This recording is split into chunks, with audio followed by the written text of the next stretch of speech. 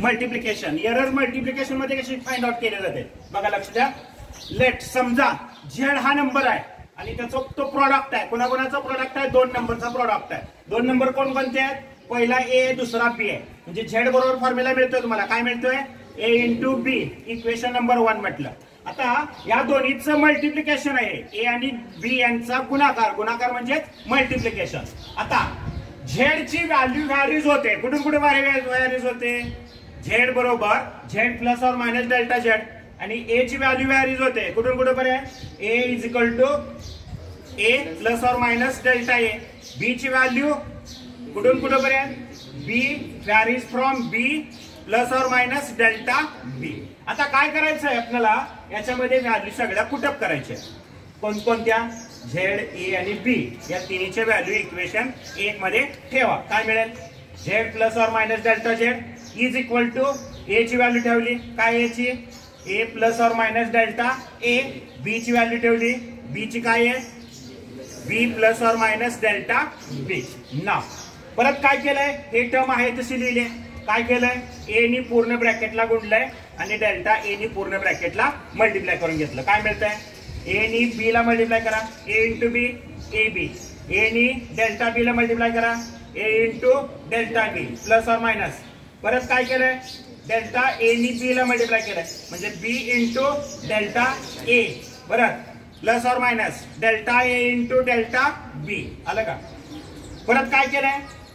एलच्या साइडला झेड नी भागा आणि आरच्या साइडला ए बी नी भागा. काय मिळतंय बघा?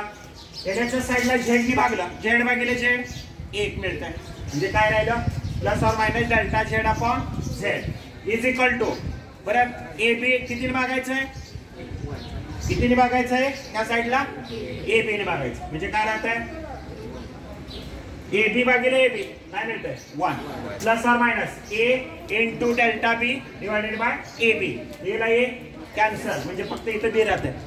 त्यानंतर प्लस और minus B into delta A divided by A B. परत बी ला बी कॅन्सल म्हणजे काय राहतं? फक्त इथं ए राहील. तर प्लस और minus delta a upon delta a into delta b divided by A b. Delta A divided by a. A ला ए घेतला. परत delta b divided by b घेतली. इक्वेशन नंबर काय म्हटल्याला? 2 म्हटलं. बघा म्हणजे फॉर्म्युला काय मिळाला? परत आता ही जी किंमत आहे ही अतिशय लहान आहे. म्हणजे याचा भागाकार अतिशय लहान आहे. म्हणजे ही पूर्ण किंमत काय केली आपण? काढून टाकली. काढून टाकली तर हीच किंमत फक्त काय राहील? एवढ्याच किमती राहतील. म्हणजे काय राहील? 1 plus delta Z upon Z is equal to 1 plus और minus delta b divided by b plus delta A divided by a. म्हणजेच ह्या किमती काय मिळाल्या तुम्हाला? काय मिळाल्या याच्यामध्ये? आता परत इथं काय आहे बघा? हे प्लस आहे या साईडला. इकडे आणलं तर काय होतंय? मायनस होत आहे. परत इथं प्लस 1 मायनस 1 0 होत आहे. म्हणजे ह्या दोन्ही काय होत आहे? 1 1 दोन्ही साईडचं कॅन्सल होईल. म्हणजे काय राहिले या साईडला? Delta Z upon Z is equal to delta A divided by a plus और minus delta b divided by b. And this is the value of the percentage error. कशामध्ये मिळेल ही तुम्हाला? मल्टिप्लिकेशन.